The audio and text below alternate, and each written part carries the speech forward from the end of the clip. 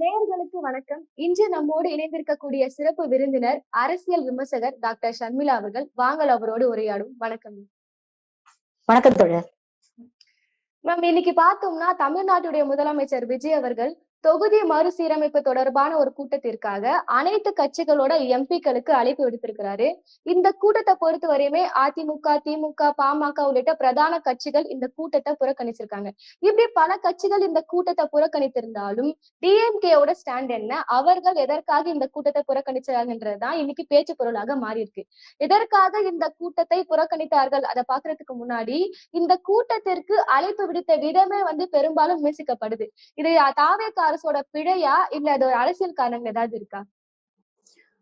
பிழைன்னு நான் பார்க்க மாட்டேன். ஏன்னா ஒரு அரசுக்கு தெரியல, இவங்க புதுசு, அனுபவம் இல்லாத ஒரு அரசு அப்படின்னாலும் அதிகாரிகளுக்கு தெரியும் ஒரு புரோட்டோகால் அப்படிங்கிறது என்ன அப்படிங்கிறது தெரியும். இதற்கு முன்னால இதே டீலிமிட்டேஷனுக்காக திமுக ஆட்சியில இருக்கும்போது ஒரு அனைத்து கட்சி கூட்டத்தை கூட்டினாங்க. உங்களுக்கு ஞாபகம் இருக்கும்னு நினைக்கிறேன். அப்ப எல்லா கட்சி தலைவர்களுக்கும் அவங்க கடிதம் அனுப்புனாங்க. எல்லாரும் பங்கேற்றுக்கணும் அப்படின்னு கேட்டாங்க. இன்னைக்கு நீங்க எல்லா எம்பிக்களையும், எல்லா கட்சியை சேர்ந்த எம்பிக்களுக்கும் ஒரு கூட்டம் நடத்துறீங்கன்னா நியாயமா புரோட்டோகால் படி நீங்க பாத்தீங்கன்னா நீங்க சம்பந்தப்பட்ட அந்த கட்சியுடைய தலைவருக்கு தான் நீங்க கடிதம் அனுப்பி இருக்கணும். இப்போ எம்பிஸ் எல்லாருமே பார்லிமெண்ட்ல என்ன ஸ்டாண்ட் எடுப்பாங்க, அந்த கட்சி சேர்ந்து முடிவு பண்ணி அந்த கட்சியுடைய தலைவர்கள், முக்கியமான பிரதிநிதிகள்லாம் அதை டிஸ்கஸ் பண்ணி அவங்க என்ன ஸ்டாண்ட் எடுக்கிறாங்களோ அந்த ஸ்டாண்ட் தான் அவங்க பார்லிமெண்ட்ல பேச போறாங்க. அப்படி இருக்கும் பொழுது இங்க நீங்க கட்சி தலைவர்களுக்கு கடிதமே கொடுக்காம நேரடியா எம்பிஸ்க்கு மட்டும் கடிதம் எழுதி அவங்கள மட்டும் வர சொல்றதுக்கு அவங்க என்ன உங்க கட்சிக்காரங்களா அப்படிங்கிற ஒரு கேள்வி இருக்கு இல்லையா? அப்ப இன்னைக்கு எடப்பாடி பழனிசாமி அவர்கள் புறக்கணிச்சிருக்கிறாரு. தேமுதிக தலைவர் புறக்கணிச்சிருக்கிறாங்க. திமுக புறக்கணிச்சிருக்கு. அப்படின்னா நீங்க புரோட்டோகால ஒழுங்கா ஃபாலோ பண்ணல. இதை நீங்க தெரிஞ்சுதான் செய்யறீங்க. இதை தெரியாமல்லாம் உங்களுக்கு அனுபவம் இல்லைன்னாலும் அதிகாரிகள் சொல்லி கொடுப்பாங்க. உங்களுடைய நோக்கமே இப்படிப்பட்ட ஒரு மீட்டிங்க நாங்க அவசர அவசரமா கூட்டுறோம், இதுக்கு இவங்க வரமாட்டாங்க, இதை புறக்கணிப்பாங்க, இதை வச்சு பப்ளிக் கிட்ட ஒரு பொலிட்டிக்கல் நரேட்டிவ செட் பண்ணணும். அதாவது பாருங்க, திமுக மாநில நலன்களுக்கு எதிராக இருக்கு, திமுக டீலிமிட்டேஷன் ஆதரிக்க போறாங்க, திமுக பாஜகவுக்கு ஆதரவா செயல்பட போறாங்க. ஏன்னா கடந்த ஒரு வாரம் 10 நாளே தான் நீங்க பாத்தீங்கன்னா திமுக கண்டிஷன்ஸ் போட்டிருக்கு, திமுக இப்படிப்பட்ட விஷயங்கள் எல்லாம் கேட்டிருக்கு அப்படின்னு எந்தவித அடிப்படை ஆதாரமும் இல்லாம திமுக தரப்புல இருந்து யாரும் இது வரைக்கும் பேசல. திமுக தரப்புல இருந்து அதிகாரப்பூர்வமாக இப்படிப்பட்ட கண்டிஷன்ஸ் எல்லாம் நாங்க கேட்டுக்கணும்னு யாருமே சொல்லல. ஆனா இது போன்ற விஷயங்கள்லாம் இருக்கு அப்படின்னு பெரிய பெரிய ஊடகங்கள்ல செய்திகள் வருது, தொலைக்காட்சிகள்ல செய்திகள் வருது. அப்போ ஆல்ரெடி இவங்க ஒரு நரேட்டிவ செட் பண்றதுக்கான முயற்சிகள்ல ஈடுபடுறாங்க. இன்னைக்கு அன்புமணி அவர்கள் ரொம்ப தெளிவா சொல்லியிருக்கிறாரு, காங்கிரஸுக்கு ஒரு அழுத்தம் இருக்கு, காங்கிரஸ் அந்த அழுத்தத்தை தாவேகா மீது செலுத்தி திமுக என்ன நிலைப்பாடு எடுக்க போகுது அப்படிங்கறத தெரிஞ்சுக்கிறதுக்காக இப்படிப்பட்ட ஒரு விஷயத்த செய்ய சொல்றாங்க அப்படின்னு. இப்ப தாவேகாவுக்கும் இதுல ஒரு இன்ட்ரெஸ்ட் இருக்கு. தொடர்ந்து நீங்க பாத்தீங்கன்னா இந்த காவேரி விஷயத்துல தாவேகா கிட்ட ஒரு டிரான்ஸ்பரன்சி இல்ல, ஒரு வெளிப்படைத்தன்மை இல்லை அப்படிங்கிறத நேத்து கூட சட்டமன்றத்துல எல்லாருமே கேட்டிருக்கிறாங்க. அதாவது எதிர்கட்சி தலைவர் உதயநிதி ஸ்டாலின் கேட்கிறாரு, முன்னாள் முதலமைச்சர் திரு எடப்பாடி பழனிசாமி அவர்கள் கேட்கிறாங்க, பாமகவை சேர்ந்த சௌமியா அன்புமணி கேட்கிறாங்க, சிபிஎம்ஐ சேர்ந்த தோழர் கேட்கிறாரு. எல்லாருமே என்ன கேட்கிறாங்க அப்படின்னா, யாரு பேச்சுவார்த்தை பண்ண போறோம் அப்படின்னு முடிவு பண்ணது? நீங்க ஆரம்பிச்சீங்களா இல்ல கர்நாடகால இருந்து உங்களை வர சொன்னாங்களா? இதுல எந்த தெளிவும் நீங்க கொடுக்க மாட்டேங்கிறீங்க. சரி, அப்படியே நீங்க பேச்சுவார்த்தைக்கு போறீங்கன்னா அதுக்கு முன்னால இங்க ஒரு அனைத்து கட்சி கூட்டத்தை நீங்க நடத்தணுமா இல்லையா, எல்லாருடைய கருத்தையும் கேட்கணுமா இல்லையா அப்படிங்கிற ஒரு கேள்விய தொடர்ந்து எல்லாருமே எழுப்புறாங்க. இதுல ஏற்கனவே 2018 சுப்ரீம் கோர்ட்டுடைய தீர்ப்பு வந்துருச்சு. அப்போ அந்த தீர்ப்பின் அடிப்படையில அந்த ஆணையம் செயல்பட்டு நமக்கு வர வேண்டிய தண்ணியை வாங்கி கொடுக்கறதுதான் அவங்களுடைய கடமை. அதே மாதிரி அந்த தண்ணியை விடுவிக்கிறது தான் கர்நாடகாவுடைய கடமை. இதுல இதை தாண்டி புதுசா பேச்சுவார்த்தை நடத்துறதுக்கு என்ன இருக்கு? அப்ப நீங்க தமிழ்நாட்டுடைய பார்கெனிங் பொசிஷனை நீங்க அங்க போய் பேச்சுவார்த்தை அப்படிங்கிற பேர்ல நீங்க காம்ப்ரமைஸ் பண்ண போறீங்களா? அப்ப நீங்க அப்படி ஒரு நபர் தனியா போய் அப்படி ட்ரை பண்றது அப்படிங்கிறது ரொம்ப அபத்தமான ஒரு விஷயமா? இங்க நீங்க 8 கோடி தமிழ் மக்களுடைய நலன் சார்ந்த முடிவுகளை ஒரு முதலமைச்சர் அப்படின்னு மக்களுடைய ரெப்ரசன்டேட்டிவா தான் நீங்க போய் எடுக்க போறீங்க. மக்கள் உங்களுக்கு ஓட்டு போட்டு உங்களை ரெப்ரசன்டேட்டிவா தேர்ந்தெடுத்திருக்கிறாங்க. அப்போ நீங்க அப்படிப்பட்ட ஒரு பேச்சுவார்த்தைக்கு போறதா இருந்தா கூட இங்க இருக்கக்கூடிய மக்களால் தேர்ந்தெடுக்கப்பட்ட பல்வேறு கட்சியை சார்ந்த பிரதிநிதிகள் இருக்காங்க. இப்போ அரசியல் கட்சிகள்ல 3 வகையில நம்ம பார்க்கலாம். ஃபர்ஸ்ட் வந்து என்னன்னா சட்டப்பேரவையில பிரதிநிதித்துவம் இருக்கக்கூடிய கட்சிகள். சில கட்சிகளுக்கு சட்டப்பேரவையில பிரதிநிதித்துவம் இருக்காது. ஆனா அவங்க களத்துல வந்து இது போன்ற விஷயங்கள்ல வந்து மக்களோட மக்களா நின்று மக்களுக்காக குரல் கொடுக்கக்கூடியவங்க இருப்பாங்க. இதெல்லாத்தையும் தாண்டி இதுல பாதிக்கப்படக்கூடிய விவசாயிகள், அந்த விவசாயிகளே என்ன சொல்றாங்க, பேச்சுவார்த்தைக்கு போகாதீங்க அப்படின்னு சொல்றாங்க. அந்த விவசாயிகளை கூட இன்னைக்கு வரைக்கும் முதலமைச்சர் விஜய் அவர்கள் சந்திக்கல அப்படிங்கிற ஒரு விஷயம் இருக்கு. அப்ப இவங்களை எல்லாம் சந்திச்சு இவங்களுடைய நிலைப்பாடு என்ன, மக்களுக்காக போராடக்கூடிய இயக்கங்கள் எத்தனையோ பேர் இருக்காங்க, அவங்களுடைய நிலைப்பாடு என்ன, இதெல்லாம் தெரிஞ்சுக்கிட்டு நாளை பின்ன நம்ம பேச்சுவார்த்தைக்கு போனா அவங்க இப்படிப்பட்ட விஷயங்கள் சொன்னா நாம இதுல எப்படி பதில் சொல்றது, இது போன்ற விஷயங்கள். ஒரு அனைத்து கட்சி கூட்டத்தை இன்னைக்கு கனிமொழி அவர்கள் ரொம்ப அழகா கேட்டுக்கிறாங்க. உங்களுக்கு தைரியம் இருந்தா அனைத்து கட்சி கூட்டத்தை கூட்டுங்க, அதுல நாம எல்லாரும் இந்த காவேரி விஷயத்துல ஒரே மனதாக பல தீர்மானங்களை நிறைவேற்றுவோம், அந்த தீர்மானத்தை கொடுத்து ஒன்றிய அரசு டெல்லிக்கு போய் பிரதமர் மோடியை சந்திச்சு அதை கொடுப்போம் அப்படின்னு சொல்றாங்க. இதுல தாவேகாவுக்கு என்ன தயக்கம்? ஏன்னா பதில் சொல்றாரு. அதாவது இப்ப நம்ம சட்டமன்றம் கூடி இருக்கு, அனைத்து கட்சியும் இங்க இருக்கும், இதுலயே ஒரு அனைத்து கட்சி கூட்டம் தானேன்னு சொல்றாரு ராஜா. சட்டமன்றத்துல பிரதிநிதித்துவம் இல்லாத கட்சிகளுக்கு இப்ப தாவேகாவுக்கு பிரதிநிதித்துவம் இருக்குமா? திமுகவுக்கு ரெப்ரசன்டேஷன் இருக்கு, ஏடிஎம்கே நாத்தாக்காவுக்கு ரெப்ரசன்டேஷன் இல்லல்ல.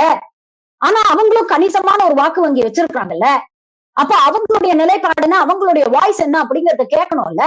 விவசாயிகளுடைய பிரச்சனை இல்ல, இது அடிப்படையா பாதிக்கப்படுறது விவசாயிகள் தானே, அவங்களுடைய பிரச்சனை என்ன அப்படிங்கறத கேட்கணும்ல. இது பழைய பிரச்சனை இல்ல, இது புதுசா இப்ப வந்து மேகதாது அணை கட்ட போறோம் அப்படிங்கறத இவங்க தீவிரப்படுத்துறாங்க. தொடர்ந்து போய் காங்கிரஸ் தரப்புல இருந்து டி.கே. சிவகுமார் 1க்கு 3 தடவை ஒன்றிய அரசுக்கு போய் அங்க நேரடியா டெல்லியில போய் அவர் சந்திக்கிறாருமா. சந்திச்சு ஒரு தடவை வந்து நான் அணை கட்ட போறோம்னு சொல்றாரு. அதுக்கப்புறம் டீடைல்டு ப்ராஜெக்ட் ரிப்போர்ட் ஒண்ணு கொடுக்குறாரு. இது பத்தாதுன்னு ஒன்றிய இணை அமைச்சர் வந்து அன்புமணி அவர்கள் கேட்ட கேள்விக்கு தான் பதில் சொல்லியிருக்கிறாரு. மேகதாது அணை கட்டுறதுக்கு மற்ற மாநிலங்களுடைய பர்மிஷன் கேட்க வேண்டிய அவசியம் இல்லை அப்படின்னு சொல்லி அவர் பேசியிருக்கிறார். அங்க இருக்கக்கூடிய நீர்வளத்துறையுடைய ஒன்றிய இணை அமைச்சர் கர்நாடகாவை சேர்ந்தவர். அப்ப அங்க ஒரு கான்ஃபிளிக்ட் ஆஃப் இன்ட்ரெஸ்ட் வருது இல்ல. அப்ப இதெல்லாம் அட்ரஸ் பண்ணணும்ல. நீங்க யாருக்கிட்டுமே எந்தவித பேச்சுவார்த்தையும் நடத்தாம நான் தாந்தோன்றித்தனமா நான் போய் வந்து பேசுவேன், என்னுடைய கரிஸ்மா என்னுடைய இதை வச்சு கவர்ச்சியை வச்சு நான் வந்து அங்க பேசி ஒரு முடிவை எடுத்துட்டு வந்துருவேன், அப்படி இல்லைன்னா தமிழக மக்களுக்காக அந்த அவமானத்தை நான் தாங்கிக்கிறேன். அவமானப்பட போறது நீங்க இல்லைங்க, நீங்க அசிங்கப்படல, 8 கோடி தமிழ் மக்களையும் சேர்த்து நீங்க அசிங்கப்படுத்துறீங்க. இதனால வந்து பாதிக்கப்பட போறது 8 கோடி தமிழ் மக்கள், ஏழை எளிய விவசாயிகள். உங்களுக்கு பிரச்சனை இல்லைங்க, நீங்க பனையூர்ல வந்து ஒரு பெரிய பங்களாவை உட்கார்ந்துருக்கீங்க, உங்களுக்கு நாளைக்கு தண்ணி வரலன்னா 2 லாரி தண்ணி வாங்கி விடுறதுக்கான ஒரு கெப்பாசிட்டி உங்களுக்கு இருக்குங்க. அந்த விவசாயிகள் பாவம் என்ன பண்ணுவாங்க? இன்னைக்கு ஏற்கனவே வந்து வாழ்வாதாரம் மிகப்பெரிய ஒரு கேள்விக்குறியா இருக்கிறதுனால தானே சட்டமன்றத்து வாசல்ல வந்து போராடுறாங்க. உள்ள இத பத்தி பேச்சுவார்த்தை நடத்திட்டு இருக்கும் போது வெளியில வந்து போராடுறாங்க. அப்ப அவங்க கிட்ட ஒரு வார்த்தை கூட நீங்க கேட்க கூடாது அப்படின்னா இதுல இருக்கக்கூடிய அடிப்படையை நீங்க புரிஞ்சுக்கங்க. இப்போ அனைத்து கட்சி கூட்டம்னு ஒண்ணு கூட்டினா விஜய் அவர்கள் அதுல பேசணும். எதிர்கட்சிகளும் சரி, இதுல அனுபவம் உள்ள கட்சிகளும் சரி பல்வேறு கேள்விகளை கேட்பாங்க, அதற்கு பதில் சொல்லணும். முதல்ல அதை சொல்ற அளவுக்கு அவருக்கு தெளிவு இருக்கா? நான் தப்பா சொல்லல, அவருக்கு இந்த விஷயத்துல அனுபவம் இல்லாம இருக்கலாம். அப்போ அனுபவம் உள்ள கட்சிகள் கிட்ட கேட்டு தெரிஞ்சுக்கிறதுல தப்பு ஒண்ணும் இல்லையே. இது ஒரு மாநில நலன் சார்ந்த மக்கள் நலன் சார்ந்த ஒரு விஷயம் அப்படிங்கும் பொழுது இதுல ஏற்கனவே ஆட்சியில இருக்கிறவங்க, ஒரு ரொம்ப நாளா அரசியல் கட்சியில இருக்கிறவங்க இந்த பிரச்சனையை பத்தி புரிந்த தலைவர்களுடைய சஜஷன்ஸை எடுத்துக்கிறதுல உங்களுக்கு என்ன ஈகோ இஷ்யூ இருக்கு? இப்போ இதுல என்ன பிரச்சனை உங்களுக்கு அப்படின்னு பாத்தீங்கன்னா, அனைத்து கட்சி கூட்டம் நீங்க கூட்டினீங்கன்னா நீங்க தீர்மானம் நிறைவேற்றணும். யாருக்கு எதிராக நீங்க தீர்மானம் நிறைவேற்றணும்? முதல்ல காங்கிரஸ் அரசை கண்டித்து, கர்நாடகா காங்கிரஸ் அரசை கண்டித்து நீங்க தீர்மானம் நிறைவேற்றணும். அதாவது எங்களுக்கு எதிராக தமிழக மக்களுடைய நலன் பாதிக்கும் வகையில நீங்க எங்களை பத்தி கவலைப்படாம நீங்க மேகதாது அணை கட்டுறோம் அப்படின்னு சொல்றீங்க. சௌமியா அன்புமணி ரொம்ப தெளிவா பேசினாங்க சட்டமன்றத்துல. Hats off to her. ரொம்ப பாயிண்டடா தரவுகளோட ரொம்ப தெளிவா பேசினாங்க. உங்களுக்கு 2 ஆப்ஷன் தான், ஒண்ணு அணை கட்டணும் இல்ல கட்டக்கூடாது. நம்மளுடைய நிலைப்பாடு கட்டக்கூடாது தானே, அப்புறம் அதை தாண்டி எதுக்கு பேச்சுவார்த்தை, எதுக்கு போறீங்க அப்படிங்கிற கேள்வி கேட்டாங்க. அப்புறம் இங்க நீங்க கர்நாடகா காங்கிரஸை எதிர்த்து நீங்க வந்து ஒரு தீர்மானத்தை நிறைவேற்றணும். காங்கிரஸ் இங்க உங்க கூட்டணியில இருக்கு, நீங்க இந்தியா கூட்டணியில இருக்கிறீங்க. அப்ப அது உங்களுக்கு ஒரு நெருடலை ஏற்படுத்துது. உங்களால காங்கிரஸை எதிர்த்து தீர்மானம் நிறைவேற்றுறதுல உங்களுக்கு ஒரு தயக்கம் இருக்கு. அடுத்தது, இந்த பிரச்சனையில ஒருதலை பட்சமாக செயல்படக்கூடிய ஒன்றிய பாஜக அரசை எதிர்த்து நீங்க தீர்மானம் நிறைவேற்றணும். நம்ம ஆளுங்கதான் ஒன்றிய பாஜக அரசு அப்படின்னு சொன்னாலே ஜகா வாங்குற குரூப் ஆச்சே, அவங்க எப்படி தீர்மானத்தை நிறைவேற்றுவாங்க? அப்போ ஒண்ணு, உங்க கூட்டணியில இருக்க காங்கிரஸை எதிர்த்து நீங்க தீர்மானம் நிறைவேற்றணும். ஒன்றியத்துல இருக்கக்கூடிய ஒன்றிய அரசு பாஜகவை எதிர்த்து, மோடியை எதிர்த்து நீங்க தீர்மானம் நிறைவேற்றணும். இது ரெண்டுத்தையும் பண்றதுக்கு பயந்துகிட்டுதான் இந்த விஷயத்துல ஒட்டுமொத்த டிரான்ஸ்பரன்சியும் இல்லாம இதுல இருந்து மக்களுடைய கவனத்தை எப்படி திசை திருப்புறதுங்கிறதுக்காக தான் நேத்து நிர்மல்குமாரும் ஆதவ் அர்ஜுனாவும் சட்டமன்றத்துல இந்த கேள்வி எழுப்புறாங்க. இப்போ டீலிமிட்டேஷன் விஷயத்துக்கு வருவோம். டீலிமிட்டேஷன் விஷயத்துல முதல்ல பேசுனது யாரு? திமுக. கடந்த ஏப்ரல் மாதத்துல டீலிமிட்டேஷன் பில்லு வரப்போகுதுன்னு தெரிஞ்ச உடனேயே அதற்கு முன்னாலேயே முன்னாள் மாண்புமிகு முதலமைச்சர் திரு மு க ஸ்டாலின் அவர்கள் தொடர்ந்து இந்த டீலிமிட்டேஷனை பத்தி அவர் கட்டுரை எழுதுறாரு. இந்த டீலிமிட்டேஷனை பத்தி அவர் சட்டமன்றத்துல பேசுறாரு. அதுக்கப்புறம் அவங்க தொடர்ந்து இந்த டீலிமிட்டேஷனால தமிழ்நாட்டுக்கு என்ன பாதிப்புகள் வரும் அப்படிங்கறத பத்தி மக்கள் கிட்ட பேசுறாங்க. இத முதல்ல முன்மொழிந்தது, இந்த பிரச்சனையை கையில எடுத்தது திமுக கூட்டணி கட்சிகள் தானே. அவங்க எல்லாரும் தானே பேசுனாங்க. அதுக்கப்புறம் ஒரு அனைத்து கட்சி கூட்டம் கூட்டினாங்க. அதற்கு விஜய் போகல. நாம ஞாபகம் வச்சுக்கணும், அந்த அனைத்து கட்சி கூட்டத்துக்கு விஜய் அவர்களுக்கு அழைப்பு விடப்பட்டது. அவர் ரெப்ரசன்டேட்டிவ் அனுப்புனாருன்னு நினைக்கிறேன். புஷி ஆனந்த் வந்தாருன்னு நினைக்கிறேன். ஐம் நாட் வெரி ஷுர், எனக்கு அது சரியா தெரியல. ஆனா விஜய் போகல. உங்களுக்கு உண்மையிலேயே டீலிமிட்டேஷன் மேலையும் தமிழ்நாடு மக்கள் மீது அக்கறை இருந்ததுதான் நீங்க அந்த கூட்டத்துக்கு போயிருக்கணும்ல. ஏன் நீங்க போகல? நீங்க என்ன பேசுனீங்க? இல்ல, அப்ப நீங்க என்ன பேசுனீங்கன்னா, கவனத்தை திசை திருப்புறாங்க, மக்கள் கவனத்தை திசை திருப்ப முயற்சி பண்றாங்க அப்படின்னு பேசுனீங்க. இன்னைக்கு டீலிமிட்டேஷன்ல என்ன பிரச்சனை இருக்கு அப்படிங்கறது நீங்க ஆல்ரெடி ஏப்ரல் 17ஆம் தேதி டீலிமிட்டேஷனை பார்லிமெண்ட்ல டேபிள் பண்ணாங்க. அது நிராகரிக்கப்பட்டது. இங்க இருக்கக்கூடிய திமுக மற்றும் கூட்டணி கட்சிகள் அன்னைக்கு அதை எதிர்த்து ஓட்டு போட்டு அந்த பில்லு பாஸ் ஆகல, முடிஞ்சு போன ஒரு விஷயம். அதுக்கப்புறம் அதுல அமித்ஷா அவர்கள் இன்னும் சேஞ்சஸ் நாங்க கொண்டு வருவோம் அப்படின்னு சொல்லியிருக்கிறாரு. கொண்டு அந்த மசோதாவை அவங்க ரீடேபிள் பண்ணி அதுல என்ன இருக்கு அப்படிங்கறத பார்த்துட்டு தானே ஒரு கட்சி சொல்ல முடியும். இன்னைக்கு கூட திமுகவை சார்ந்த எல்லாருமே, இன்னைக்கு இப்ப கொஞ்ச நேரம் முன்னால நான் கான்ஸ்டன்டைன் ரவீந்திரன் அவர்கள்ட்ட டெல்லியில பேசினேன். கனிமொழி அவர்கள் இன்னைக்கு வெளிப்படையா சொல்லியிருக்காங்க, எங்களோட நிலைப்பாடுல எந்த மாற்றமும் இல்ல, மாநில நலனை காம்ப்ரமைஸ் பண்ணக்கூடிய எந்த ஒரு விஷயத்துக்கும் நாங்க ஆதரவு தெரிவிக்க மாட்டோம் அப்படிங்கறதுல ரொம்ப தெளிவா இருக்கிறாங்க. அன்னைக்கு இருந்த நிலைப்பாடு தான் இன்னைக்கும் எங்களுக்கு அப்படின்னு சொல்றாங்க.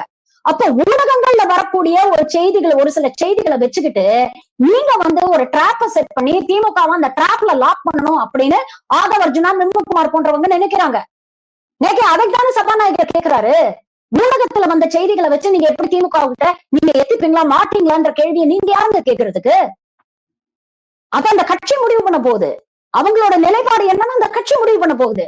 அந்த கட்சி என்ன நிலைப்பாடு எடுக்குது அப்படிங்கறத வச்சு மக்கள் அவர்கள் மீது வைத்திருக்கக்கூடிய அவங்களுடைய மதிப்பீடம் மக்கள் முடிவு பண்ண போறாங்க. இதுல இடையில நீங்க யாரு? அப்போ இங்க நீங்க காவிரிக்கு அனைத்து கட்சி கூட்டத்தை கூட்டாம இருக்கணும் அப்படிங்கிறதுக்காக நீங்க டேக் டைவர்ஷன் மாதிரி பெங்களூருக்கு இருக்கிற பிரச்சனையை அப்படியே டெல்லி பக்கம் டைவர்ட் பண்ண முயற்சி பண்றது அரசியல் நாடகம் அப்படின்னு ரொம்ப தெளிவா கனிமொழி அவர்கள் சொல்லியிருக்காங்க. இதுல என்ன தப்பு? தாவேக்காவோட குற்றச்சாட்டுகள் எல்லாமே பாத்தீங்கன்னா வித்தியாசமா இருக்கு. இப்ப காவிரி பிரச்சனை வந்துச்சுன்னா இந்த இடத்துல டி.கே. சிவகுமார் அவர்களோட இணைந்து ஸ்டாலின் அவர்கள் சதி பண்றாரு, இங்க காங்கிரஸோட கூட்டு சதி. இதுவே டீலிமிட்டேஷன் வந்தா பாஜகவோட கூட்டு சதின்றாங்க. இவங்க யாரோட கூட்டணியே அவங்க நினைச்சிட்டு இருக்காங்க தாவேக்கா பொறுத்தவரையுமே? இல்ல, அவங்க இத பாருங்க, அவங்களுக்கு ஒரு லாங் டேர்ம் விஷனே கிடையாது. அவங்களுக்கு அந்த நேரத்துக்கு எதையாவது ஒண்ணு சொல்லி தப்பிக்கணும். இப்ப நிர்மல்குமாரே முன்னுக்கு பின் முரணாக பேசுறாரு. ஒரு பக்கம் நேத்து சட்டமன்றத்துல விஜய் அவர்கள் என்ன சொல்றாரு, ஆமா நாங்க தான் முயற்சி எடுத்தோம், போய் பார்க்கணும் அப்படின்னு பேசணும்னு முயற்சி எடுத்தோம்னு. ஆனா ஆகஸ்ட் 2ஆம் தேதி கொடுத்த பிரஸ் மீட்ல நிர்மல்குமார் என்ன சொல்றாரு, அப்படியெல்லாம் போய் சந்திக்கிற மாதிரி ஐடியா எல்லாம் எங்களுக்கு கிடையாது, இத சட்ட ரீதியா தான் அணுகிறோம் அப்படின்னு அவர் சொல்றாரு. அப்ப முன்னுக்கு பின் முரணாக இருக்கா? வேளாண் துறை அமைச்சர் சொல்றாரு, ஆமா போறதுக்கு விஜய் முடிவு பண்ணிருக்கிறாரு, ஆகஸ்ட் 3ஆம் தேதி போக போறாருன்னு. ஆனா ராஜ்மோகன் சொல்றாரு, இல்ல அப்படியெல்லாம் போனோம்னா ஐடியா இல்ல, இது தவறான தகவல். உங்க அமைச்சர் சொல்றாருங்க, உங்க அமைச்சர் சொல்றது அப்ப தவறான தகவலா? அப்போ அந்தந்த நிமிஷத்துக்கு பிரஸ் மீட்லயோ இல்ல கேள்விகளுக்கோ அந்த நிமிஷத்துக்கு என்ன பதில சொல்லி தப்பிக்கலாம் அப்படின்னு தான் நினைக்கிறாங்க. சரி, நான் கேக்குறேன், இவங்க வந்து டி.கே. சிவகுமார் மீது ஸ்டாலின் அவர்களுக்கு வந்து அவ்வளோ இன்ஃபுளுன்ஸ் இருக்கா? ஒரு மாநிலத்துடைய இதை முடிவு பண்ற அளவுக்கு அவருக்கு வந்து அவ்வளவு இன்ஃபுளுன்ஸ் வந்து டி.கே. சிவகுமார் மேல இருக்கு அப்படின்னு சொல்றது வந்து எவ்வளவு அபத்தமாக இருக்கு. ராகுல் காந்தி அவர்கள் சொல்லியே கேட்காத டி.கே. சிவகுமார். நான் என்ன கேக்குறேன்னா, ராகுல் காந்தி சொன்னதையே கேட்காத டி.கே. சிவகுமார் ஸ்டாலின் சொல்றதை கேட்டுதான் ஒவ்வொரு முடிவையும் எடுக்கிறான்னா, அப்படிப்பட்ட டி.கே. சிவகுமார்ட்ட நீங்க ஏங்க பேச்சுவார்த்தைக்கு போறீங்க? நீங்க ஏன் பேச்சுவார்த்தைக்கு போறீங்க? அப்ப நீங்க போய் பேச்சுவார்த்தை நடத்தினாலும் அவர் ஸ்டாலின் சொல்றதை கேட்டுதானே அங்க முடிவு எடுக்க போறாரு. அப்ப அந்த பேச்சுவார்த்தை சக்சஸ்ஃபுல்லா இருக்கும், ட்ரை பண்ணி பார்க்கலாம்னு நீங்க ஏன் நினைக்கிறீங்க? இதுவே முன்னுக்கு பின் முரணாக இல்லையா? அப்போ இவங்க அந்த நேரத்துக்கு தகுந்த மாதிரி டிசைனா வாயில வந்ததை பேசுவாங்க, முன்னுக்கு பின் முரணாக பேசுவாங்க, எதை வேணாலும் அவங்க பேசுவாங்க. அந்த நிமிஷத்துக்கு ஏதாவது ஒரு அரசியல் பரபரப்பை ஏற்படுத்தி அங்க இருந்து கவனத்தை திசை திருப்பணும் அப்படின்னு நினைக்கிறாங்க. அவர்களை பின்பற்றக்கூடிய, அவர்களுக்கு ஆதரவு கொடுக்கக்கூடிய மக்களுக்கு அவ்வளவு அரசியல் புரிதல் எல்லாம் கிடையாது. அரசியல் வரலாறு எல்லாம் அந்த அளவுக்கு எல்லாம் அவங்களுக்கு தெரியாது. அவர் நேற்று பேசுறாருல சட்டமன்றத்துல 1969 நீர்வளத்துறை அமைச்சரா யார் இருந்தானே, அப்ப நீர்வளத்துறைன்னு ஒரு துறையே கிடையாது தெரியுமா? அப்ப பொதுப்பணித்துறை தான். இதெல்லாம் வந்து யாரு எத்தனை பேர் பேசுவாங்க? அப்ப காவேரிக்கு வந்து ஒரு நடுவர் ஆணையம் அமைக்கணும் அப்படிங்கிற முயற்சியை எடுத்தது முதல்ல கலைஞர் தானே. அதுக்கப்புறம் எம்ஜிஆர் ஆட்சிக்கு வந்ததுக்கு அப்புறம் பேச்சுவார்த்தை எல்லாம் நடந்து கடைசியில அதெல்லாம் தோல்வியா மாறினதுக்கு அப்புறம் தானே திரும்ப கலைஞர் சொன்ன ரூட் தான் கரெக்ட் அப்படின்ட்டு இந்த ரூட்டுக்கு வந்தாங்கல்ல. இந்த வரலாறு எல்லாம் இவங்களுக்கு தெரியாது. சும்மா ஏதோ ஒரு நாலு லைனை வந்து எழுதி கொடுத்தா அதை அப்படியே அங்க வந்து கிளிப்புள்ள மாதிரி முதலமைச்சர் படிக்கிறாரே தவிர அவருக்கு இந்த வரலாறு எல்லாம் தெரிஞ்சிருந்தா அவர் இப்படி பேச மாட்டார் இல்லையா? அப்ப இவங்களுக்கு அந்த ஒரு லாங் டேர்ம் விஷன், ஒரு லாங் டேர்ம் ஒரு பிளான் இதெல்லாம் எதுவுமே கிடையாது. அந்த நிமிஷத்துக்கு என்ன பண்ணா நம்ம வந்து நம்மளுடைய ஓட் பேங்கை வந்து செக்யூர் பண்ணிக்கலாம், நம்ம ஓட் பேங்க் கிட்ட நம்ம எப்படி வந்து ஸ்கோர் பண்ணலாம் அப்படிங்கறத பத்தி தான் நினைக்கிறாங்களே தவிர உண்மையிலேயே இவங்களுக்கு விவசாயிகள் மீது அக்கறை இருந்திருந்ததுன்னா இந்த விஷயத்துல உடனே நடவடிக்கை எடுத்திருப்பாங்க. நியாயமா வர வேண்டிய தேதிக்கு தண்ணி வரல அப்படின்னு நீங்க கோர்ட்டுக்கு போயிருக்கணும்ல. திமுக கோர்ட்டுக்கு போனதுக்கு அப்புறம் அவசரமா போய் நீங்க வந்து ஏன் வந்து கோர்ட்டுக்கு போறீங்க? அத முதல்ல நீங்க செஞ்சிருக்கலாமே. விவசாயிகள் எத்தனை நாளா வாசல்ல வந்து போராடுறாங்க. அவங்க பிரச்சனையை ஒரு காது கொடுத்து கூட கேட்கறதுக்கு வந்து முதலமைச்சருக்கு நேரம் இல்லையா? சமந்தாவை மீட் பண்ண தெரியுது, சிம்ரனை மீட் பண்ண தெரியுது, விஷால மீட் பண்ண தெரியுது, விவசாயிகளை மீட் பண்ண தெரியலையா? எங்களுக்கு நியாயமா தேர்தல் வாக்குறுதியில சொன்ன மாதிரி எங்க பயிர்க்கடனை தள்ளுபடி பண்ணி கொடுங்க அப்படின்னு கேக்குறாங்க. அவருக்கு குறுவைக்கு கொடுக்கக்கூடிய ஸ்பெஷல் பேக்கேஜுக்கும் டிஸ்ட்ரெஸ் பேக்கேஜுக்குமே வித்தியாசம் தெரியல முதலமைச்சருக்கு. இதுல நக்கல் நையாண்டி வேற, தினம் பேப்பரை படிக்கணும் அப்படின்னு நக்கல் வேற பண்றாரு அவரு. இதெல்லாம் எங்க போய் சொல்றது இந்த அவலத்தை? உண்மையிலேயே வருத்தமாக இருக்கு. இன்னைக்கே விவசாயிகள் தான் நம்ம சாப்பிடுற ஒவ்வொரு சோறும் அவங்களுடைய இதுலதான் நம்ம வந்து சாப்பிட்டுக்கிட்டு இருக்கோம். இன்னைக்கு அந்த மக்களுக்கு ஒரு பிரச்சனை அப்படின்னு வரும்பொழுது, ஒரு போராட்டம் நடக்கும் பொழுது அந்த போராட்டத்துல இருந்து திசை திருப்பறதுக்கு என்னெல்லாம் டிராமா பண்ணாங்க இவங்க. எது முக்கியமா பேசணுமோ, எது மக்கள் பிரச்சனையோ அதுல இருந்து கவனத்தை திசை திருப்பி எதுக்கு இந்த தேவையில்லாத வேலை? நான் என்ன சொல்றேன், உங்களுக்கு அனுபவம் இல்லை அப்படின்னா பரவாயில்ல, தப்பு இல்ல. நீங்க தப்பு பண்ணிருந்தீங்கன்னா கூட உங்களுக்கு அனுபவம் இல்லைங்கிறது எல்லாருக்குமே தெரியும். அந்த பிரிவிலேஜ் உங்களுக்கு கொடுக்குறாங்க. இன்னைக்கே உங்க பட்ஜெட்ல நீங்க தேர்தல் அறிக்கையில ப்ராமிஸ் பண்ண எந்த விதமான முக்கியமான திட்டங்களும் இல்ல. அவர் சொன்னாரு, நான் ஆட்சிக்கு வந்த அடுத்த நிமிஷம், இன்னமும் அந்த காணொலி இருக்கு, நீங்க போய் பாருங்க. ஆட்சிக்கு வந்த அடுத்த நிமிஷம் தமிழ்நாடு பூரா பஸ்ல இலவச பயணம் கொடுப்பேன், 200 யூனிட் மின்சாரம் ஃப்ரீயா கொடுப்பேன், பெண்களுக்கு எதிராக நடக்கக்கூடிய பாலியல் வன்கொடுமைகளுக்கும் போதையில்லா தமிழகத்தை உருவாக்குறதுக்கும் சிறப்பு சட்டம் கொண்டு வருவேன். இந்த 3 விஷயங்கள் அவர் சொன்னாரு. இன்னமும் இருக்கு அந்த காணொலி, போய் பார்த்து சொல்லுங்க. இதுல ஏதாவது ஒண்ணு நடந்திருக்கா? இன்னைக்கு 500 ரூபாய் 600 ரூபாய் பில்லு கட்டிட்டு இருந்த, எலக்ட்ரிக் பில் கட்டிட்டு இருந்தவங்க 3000 ரூபாய் 4000 ரூபாய் வந்திருக்கு அப்படின்னு நெஞ்சு பிடிச்சிட்டு உட்கார்ந்து இருக்காங்க. நீங்க எங்களுக்கு இலவசமே கொடுக்கலனாலும் பரவாயில்ல, ஆனா நியாயமா பில் போடுங்க அப்படின்னு சொல்றாங்க. பெண்கள் ஏதோ இலவச விடியல் பயணம் திட்டத்தின் மூலமாக மாசம் ஒரு 800 ரூபாய் அவங்க வந்து சேவ் பண்ணிட்டு இருந்தாங்க. இன்னைக்கு அதையும் குறைச்சிட்டீங்க, அதையும் இல்லாம பண்ணிட்டீங்க. ஒரு சிங்க பெண் அதிரடி படைன்னு ஒரு படை உருவாக்கி இருக்கிறாங்க. அந்த படை இப்ப எங்க இருக்கு, என்ன பண்ணிட்டு இருக்குன்னு யாருக்காவது ஏதாவது தெரியுமா? அதை பத்தின ஏதாவது ஒரு ஃபாலோ அப் இருக்கா? அது எந்த அளவுக்கு எஃபெக்டிவா செயல்படுது அப்படிங்கிற ஏதாவது ஒரு ஃபாலோ அப் இருக்கா? தொடர்ந்து பிள்ளைகளுக்கு எதிரான பாலியல் வன்கொடுமைகள் நடந்துகிட்டு தானே இருக்கு. கட்சியில இருக்கக்கூடிய நிர்வாகிகளே அந்த மாதிரி வன்கொடுமையில ஈடுபடுறாங்க. ராணிப்பேட்டையில இருக்கக்கூடிய மாவட்ட செயலாளர் மீது அந்த பெண்ணை, அந்த கட்சியை சேர்ந்த பெண் வந்து குற்றம் சொல்றாங்கம்மா. என்ன மட்டும் இல்ல, என்னுடைய குழந்தை, சின்ன குழந்தை, 18 வயசு கூட ஆகல அந்த குழந்தைக்கு பாலியல் வன்கொடுமை செய்யறாரு, பாலியல் தொல்லை கொடுக்குறாருன்னு கட்சியை சேர்ந்த பெண் வெளியில வந்து ஒரு பிரஸ் மீட் கொடுக்குறாங்க. ஸ்ரீரங்கபுரம் எம்எல்ஏ மீது கூட்டு பாலியல் வன்கொடுமை செஞ்சா இந்த ஆளு எனக்கு வந்து மத்தியஸ்தம் பண்றாரு, பேசுறாரு அப்படின்னு சொல்லி இந்த மூடி மறைக்க முயற்சி பண்றாரு, குற்றவாளிகளை காப்பாற்ற முயற்சி பண்றாரு. உங்க கட்சியை சேர்ந்த பெண் வந்து குற்றம் சொல்றாங்க. இதுல எல்லாம் என்ன நடவடிக்கை எடுத்திருக்கீங்க நீங்க? அப்போ இவ்வளவு பிரச்சனைகளை திசை திருப்பறதுக்காக தான் இந்த கூட்டம் என்று நம்மளால புரிஞ்சுக்க முடியுது. பல கட்சிகளும் இதற்காக தான் இதை புறக்கணிச்சிருக்காங்க. ஆனா இன்னைக்கு கம்யூனிஸ்டுகள் இந்த கூட்டத்துல பங்கேற்றிருக்கிறாங்களே, அவர்களோட நிலைப்பாடு என்னவா நீங்க பாக்குறீங்க? அவங்க கூட்டணியில தானே இருக்கிறாங்க. அவங்க அந்த கூட்டணியில தானே இருக்கிறாங்க. அவங்க போய் பங்கேற்றுட்டாங்க. அவங்க நிலைப்பாடுல மாற்றம் வந்ததுன்னா நம்ம விமர்சனம் பண்ணுவோம். அது வரைக்கும் நம்ம ஏன் விமர்சனம் பண்ணணும்? இப்ப கடந்த ஏப்ரல் மாதம் வந்த டீலிமிட்டேஷன் பில்ல இந்த திமுக கூட்டணியில தானே இருந்தாங்க. கம்யூனிஸ்ட், இடதுசாரிகள், விசிகா எல்லாருமே இந்த கூட்டணியில தானே இருந்தாங்க. எல்லாருமே ஒரே நிலைப்பாடுல தானே இருக்காங்க. இன்னைக்கும் அந்த நிலைப்பாடுல மாற்றம் இல்லைன்னு தானே அவங்க சொல்றாங்க. மாற்றம் இல்லாத வரைக்கும் நம்ம அவங்களை விமர்சனம் பண்ண வேண்டிய அவசியம் இல்லையே. அவங்க கேட்டிருக்கோம். நீங்க சரி, இப்ப கூட்டணி கட்சிகள், நான் என்ன சொல்றேன், கூட்டணி, நீங்க கூட்டணியில இருக்கீங்க, அதனால தாவேக்காவுக்கு ஆதரவா பேசுறீங்க, அதெல்லாம் எங்களால புரிஞ்சுக்க முடியுது. ஆனா கண்மூடித்தனமாக தாவேக்கா செய்யக்கூடிய ஒவ்வொரு விஷயத்தையும் நியாயப்படுத்தணும் அப்படிங்கிற அவசியம் கூட்டணி கட்சிகளுக்கு கூட கிடையாது. அது தேவையும் இல்ல. இப்ப இது போன்ற விஷயங்கள்ல நீங்க கேட்டிருக்கலாம் இல்லையா? சம்பந்தப்பட்ட அந்த கட்சி தலைவர்களுக்கு நீங்க ஏன் வந்து அனுப்பல அப்படிங்கறது கேட்டிருக்கலாம் இல்லையா? ஒரு தகவல் நீங்க அனுப்பியிருக்கலாமே, ஏன் அனுப்பல அப்படிங்கறத கேட்கலாம் இல்லையா? மாணிக்கம் தாகூர் வந்து ராகுல் காந்தியுடைய இதை பத்தி பேசுறாரு. ரொம்ப அப்படியே ராகுல் காந்திக்கு ரொம்ப மதிப்பு கொடுக்குற மாதிரி, ராகுல் காந்தி இது பண்ற மாதிரி பேசுறாரு. என்ன ராகுல் காந்திக்கு ஏதாவது அனுப்புனாங்களாங்க? அவர் தானே எதிர்கட்சி தலைவர். ராகுல் காந்திக்கு வந்து கடிதம் அனுப்பப்பட்டதா?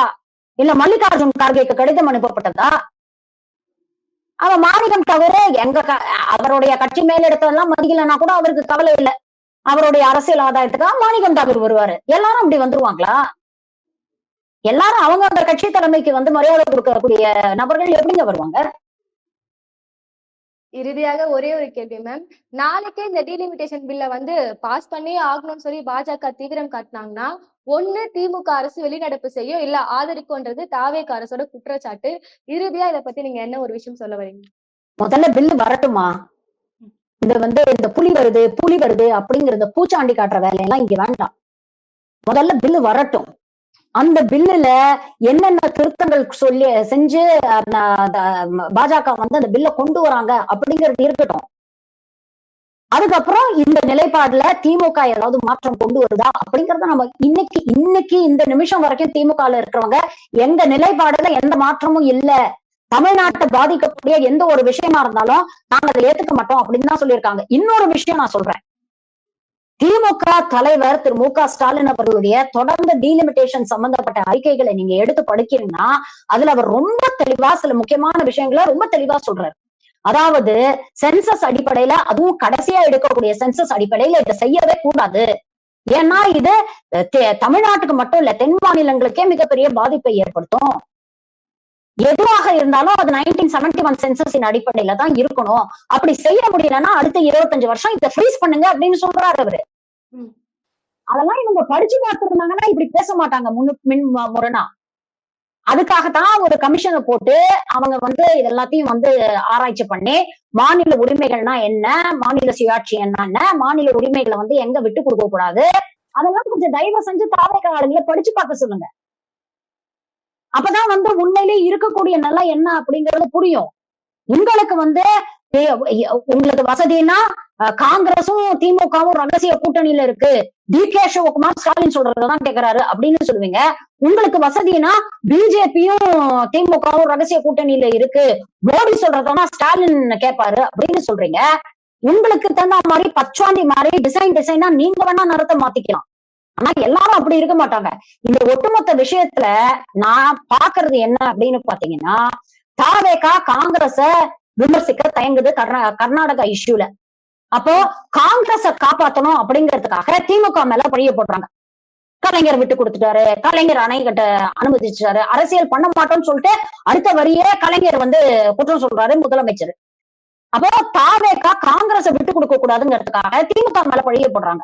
காங்கிரஸ் தாவேகாவை காப்பாற்றணும் அப்படிங்கிறதுக்காக பாஜக மேல பழிய போடுது. இதுதான் இங்க நடந்துகிட்டு இருக்கு. இங்க நாடகம் ஆடுறது தாவேகாவும் காங்கிரஸும் தானே தவிர இங்க திமுக நாடகம் ஆடல. அடிப்படையில இவங்களை தாவேகாவுக்கு காங்கிரஸ் பகச்சுக்க விரும்பல, ஒன்றிய அரச பகச்சுக்கவே மாட்டாங்க. ஒன்றிய அரசு சொன்னா விபி ஜி திட்டத்தை நாங்க ஏத்துப்போம். ஒன்றிய அரசு சொன்னா நாங்க ஆளுநருக்கு ஆளுநர் இஷ்டத்துக்கு நாங்க தமிழ்தாய் வாழ்த்த 3வது இடத்துக்கு தள்ளிடணும், தேசிய கீதத்தை முன்னால நாங்க வந்தே மாத்திரம் பாடுவோம், எல்லாத்தையும் நாங்க பண்ணுவோம் அப்படின்ற நிலைப்பாடுல இன்னைக்கு தாவேகா தான் இருக்கு. ஏதாவது ஒரு இடத்துல கடந்த 5 ஆண்டுகள்ல திமுக தன்னுடைய நிலைப்பாட, கொள்கை நிலைப்பாட சமரசம் பண்ணிருக்குன்னு ஏதாவது ஒரு விஷயம் சொல்லுங்க பார்க்கலாம். ஆனா ஆட்சிக்கு வந்த 3 மாசத்துல உங்க சாயம் வெளுத்து போச்சே. கொள்கை எதிரியை எதிர்க்க நீங்க இவ்வளவு தயங்குறீங்க, இவ்வளவு பயப்படுறீங்க. தேவையான விஷயத்துல கொள்கை எதிரியை எதிர்ப்போம் அப்படின்னு முதலமைச்சர் தானே சொன்னாரு சட்டமன்றத்துல. கண்மூடித்தனமா எல்லாத்துக்கும் எதிர்க்க மாட்டோம், தேவையான விஷயத்துக்கு எதிர்ப்போம் அப்படின்னு சொல்றாருல. இந்த காவேரி விஷயம் தேவையான விஷயம் இல்லையா? ஒன்றிய அரசுடைய இணையமைச்சர் சொல்றாரு மேகதாது அணை கட்ட மற்ற மாநிலங்களோட பர்மிஷன் தேவையில்லைன்னு சொல்றாரு. அப்ப நீங்க என்ன பண்ணீங்க? கடிதம் எழுதினேன். கடந்த ஆட்சியில கடிதம் எழுதணும்னு நீங்க என்ன பேசுனீங்க? கடிதம் எழுதிட்டு போய் தூங்கிக்கிறீங்க, மானே தேனே பொன்மானே போடுறீங்க. நீங்க இப்ப என்ன பண்ணீங்க? ஒரு கடிதம் எழுதினேன், என் உயிரை அனுப்பினேன்னு நீங்க தானே கடிதம் எழுதிருக்கீங்க. நீங்க என்ன புதுசா பெருசா என்ன பண்ணி கிழிச்சிட்டீங்க நீங்க? அப்போ ஆட்சிக்கு முன்னால இஷ்டத்துக்கு பேச வேண்டியது, வாயில வந்ததெல்லாம் பேச வேண்டியது. இத நம்பி ஒரு கூட்டம் ஆஹா இவர் ஒரு மிகப்பெரிய ஒரு மாற்றத்தை கொண்டு வந்துட போறாரு, அப்படியே தேனும் பாலும் பொங்கி வழிஞ்சு ஓடுது அப்படின்னு நினைச்சுக்கிட்டு இருக்காங்க. அதெல்லாம் ஒண்ணும் கிடையாது. இதுதான் யதார்த்தம். இந்த யதார்த்தம் புரிஞ்சதுனாலதான் தேர்தலுக்கு முன்னாலேயே நாங்க பேசின அதே நிலைப்பாடுலதான் தேர்தலுக்கு அப்புறமும் நாங்க பேசுறோம். திமுகவோட உறுதியான நிலைப்பாடை நீங்க தெரிவிச்சிருந்தீங்க. என்னதான் கூட்டங்களை கூட்டினாலுமே தாவேகா ஒரு கட்டத்துல அவங்க நிலைப்பாடை அறிவிச்சே ஆகணும். உங்க நேரத்துக்கும் கருத்துக்கும் ரொம்ப நன்றி தோழர்.